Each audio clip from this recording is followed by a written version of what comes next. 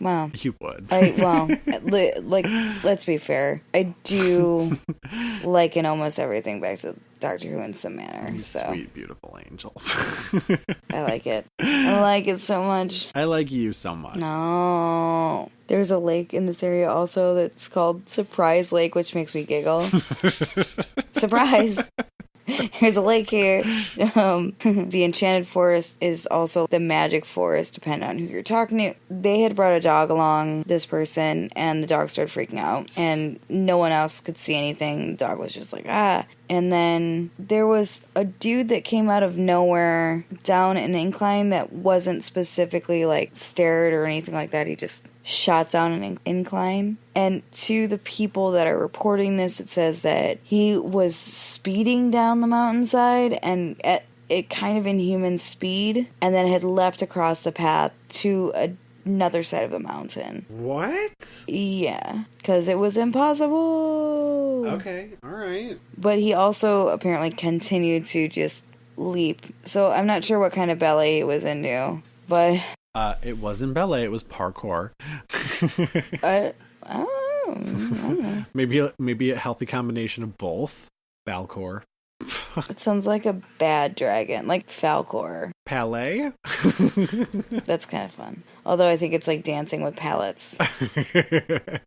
Anyways, he was... leaping. So they found a kind of hidden path that they hadn't seen. They had gone up here several times prior. The dog starts freaking out again. And there was a barn kind of building that said it had scorch marks around its window frames, like it had somehow gotten set on fire. Because of the town's going abandoned for so long, squatters have been like wandering through, and this person specifically is like, well, maybe it was that. As they had gotten closer, said that they saw that there were completely empty animal pens around the area, but if it were a barn, makes sense. It looked like there were some sort of dried blood trails that were near there, as well as burned candles inside of the animal pens.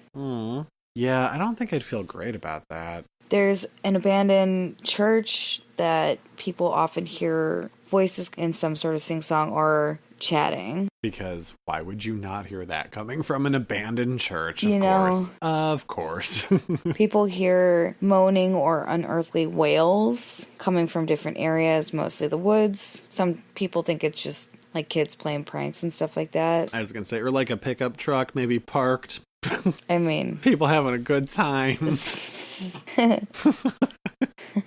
There's a lot of reports where it's like, well, I found what looks to be an altar and I saw bloodstains. But I kind of feel like it's one of those things, too, where, like, your buddy says, oh, yeah, no, I totally saw that. I feel like I could go either way on it. I don't want to say that every single person that's claimed to have experienced or found something is wrong, but you build things up to a certain degree. You hear stories enough times, you're gonna go into it either expecting something or like your mind's gonna play tricks on you once you get there. I don't know. Right. It's a tough call. It's always a tough call. There's no like perfect science for it. No kidding. There is a story of 3 ghosts that live in a house that's on the outer fringes of the town. That's so cute. Supposedly around 1912, 3 young sisters had gone camping in the woods, but had never come back. And locals had found their bonnets only. Wait, in 1912? Mm-hmm. Okay. Just their bonnets. Just their bonnets. A lot of people were obviously nervous to let their kids go into the woods after that. There's not a ton of information on like what they do as ghosts. It just says, they exist. Also, it was 1912, so let's be honest, what wasn't camping in 1912? Court listener, unfortunately, doesn't go back far enough for me to read about this trial, but it's also a legend. We're not sure if it's true. So before I go into this, as most people, especially Americans, know, because obviously in different cultures, the number 13 isn't as fear-inducing as it is specifically in American culture. There's even like an actual term for people that have the fear of the number 13, correct? I was going to get to it. Oh, sorry, I didn't mean to jump that gun. Somewhere in the area of the 1890s, a lot of unlucky, ideologies about the number 13 started coming up. Obviously, the most popular is that Judas was the 13th apostle, and he was the last one to sit down, the 13th person to sit down at the Last Supper, obviously. Supposedly, the end of the Mayan calendar's 13th Baktan was feared as a harbinger of the apocalypse, specifically cited in 2012 when, obviously, the world was to end. A harbinger? Yes. Did I not say that? You said harbinger. I will reread that, thank Which is you. the only reason I would say that. Otherwise, I just want to make it It's easy so for you to sad. edit. I'm not drunk. This is And so you're upsetting. tired. I'm actually tired too. I just want to give it like another hour and a half so I can be good to drive.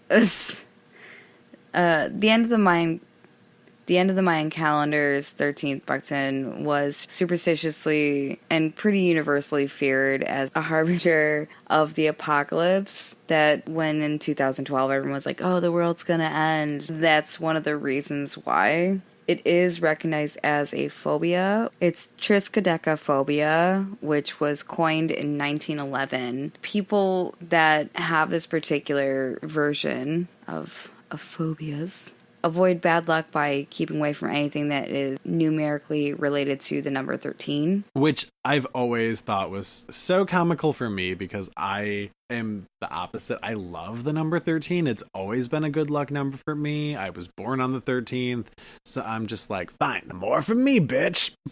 I've had people for anything that's 666 and anything that's 13s. When I've worked at different retail jobs, when I worked at like a serving job, I've had people add another item specifically to not have either of those numbers. In 1307 on Friday 13th. In 1307? Oh, we're going way back in the day. Yep. Philip IV of France had ordered the arrest of the Knights Templar. And during this time, the Knights, a lot of them were tortured and killed. It was one of the earliest references to 13 being a terribly unlucky number. In Babylon, supposedly Hammurabi's code. Oh, I love him. He's great. The eye for an eye guy, right? Yes. Yes, King Ham. Supposedly the 13th law is omitted. First of all, it wasn't numerical. That was a thing that came later. It's like King James Bible has some things in there that weren't like part of the original. It's in a lot of versions of it, so I'm not sure why. That's more a of a standard bullet point type of situation and less numbered. Yeah, it wasn't even bulleted. It just was existent.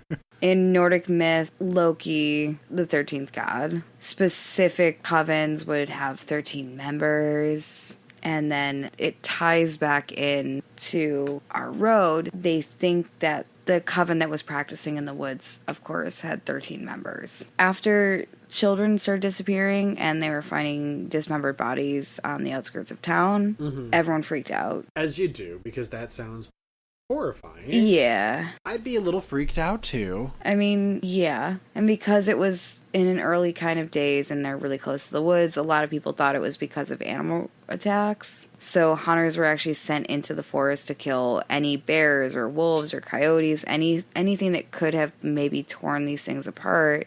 Even after they kind of diminished some of the populace, they were still having children go missing, and then the killings continued. It was the Blair a similar Witch. way. Maybe. It was my old friend Blair. She took up residency there. Yeah. Well, okay, but like, here's the thing about the Blair Witch. She just made them stand in a corner, so she's really just like, what, 1800s punishing people? She's putting them in timeout. You know, my whole thing about that movie is just, maybe the whole thing was the Blair Witch wasn't the villain there. Maybe they were the villains. Okay?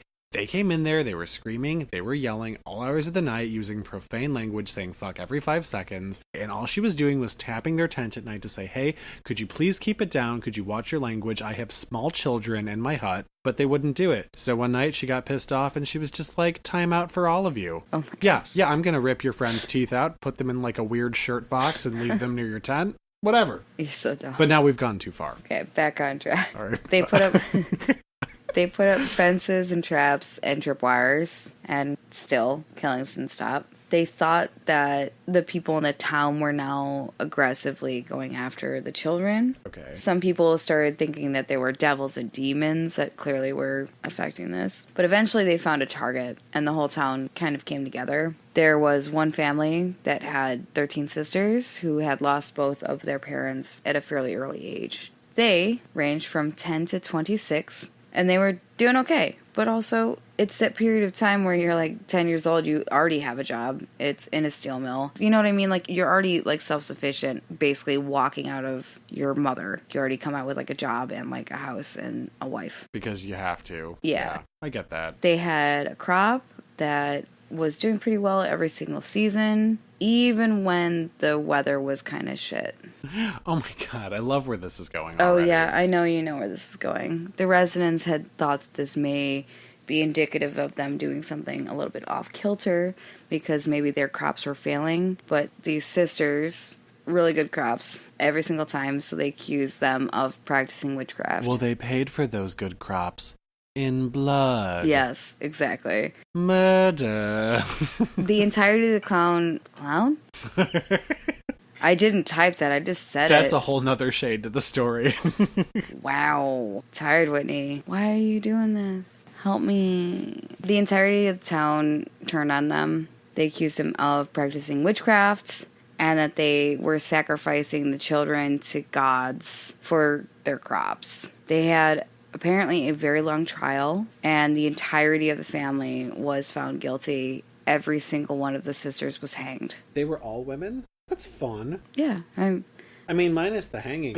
Yeah, no. I'm going to pass on that. Huh. Apparently, to dissuade other people from practicing witchcraft and being something alternative, they buried their bodies on a local road. And there were 13 bumps from where they were laid that is now under what's called Johnson Drive. There was a rumor that had started before their death that every single one of them had cursed the village and the villagers specifically, and that at some point in time there was a famine and illness, which also right period of time for both of those things. Yeah. Okay. Supposedly to this day, even though it's been paved over several times, 13 bumps will continue to reappear on the drive. Apparently, a lot of the locals are like, hey, actually, the bumps were actually intended basically like speed bumps to make sure that buggies would, like, settle down. I think I like the other narrative better. Well, you executed me, so I'm gonna fuck up your suspension. Yeah, exactly. In accordance to this, they always come back, no matter how many times they pave it or whatever. Well, that shows up in a lot of ghost stories, though. Like, it does. What's the cemetery in the area out here? Mount Carmel. Yeah, with on the gate. Well, but it's part of Rosemary because there's the 2 burn marks on Resurrection. I think that's what I'm thinking of. I think I'm thinking of Rosemary. And then, like, how many ghost stories are there where, like, they painted over the wall so many times and the handprint kept coming back? Except for this one, it just, like I said, it just fucks up your suspension. One of the legends about this area says that you have to be going uphill. You have to count all of the 13 bumps, and on the last of the bumps, you would turn around because you'll see the 13 witches standing behind your car. What happens if you don't? Do they just, like, curse you? Well, there's one that's like, if you don't get to all of them, then yeah, you, like, get chased. Another one says that you would drive over the bumps and then count all 13 and say 13 witches, and then you can look behind you and see them following you down the streets. All of them pretty much say you count, you say 13 witches in some capacity or not. Yeah, it's like they're all very mildly nuanced versions of the same story. But there was one that was really silly. You bring a funfetti cake at midnight. There have to be 13 different colors of sprinkles. There was another one that said that if you only get to 12 and you don't count the 13th bump, or if you don't turn around, they will attack you and either curse you, which was one, or they'll try to kill you. But I feel like, and it's just me, I know. Okay. I feel like if this is some sort of real thing, right? And you're not turning around because you don't know. Maybe you're just counting bumps because you like counting things. Would there not be a series of murders on this road all the time? Because I forget constantly. Yeah, that's a very good point. That's a very valid point. Yeah, I forget to do things that I do no, honey, regularly. Because everybody does it. Stories like this, I always find them interesting, but skeptic believing human, as I am, I like to put logic in traditional area. What if you don't know? Yeah, right? So then you're going to get murdered, but you're not actually going to get murdered because no one has been murdered on Well, apparently everybody knows the trick to not getting cursed and murdered. Yeah, That's count it. and you say 13 witches, but then they still appear and chase you? I don't really see like a plus side of any of these. You know, maybe it's not even that. Maybe it's just like they're misunderstood, like the Blair Witch. Like maybe they're running behind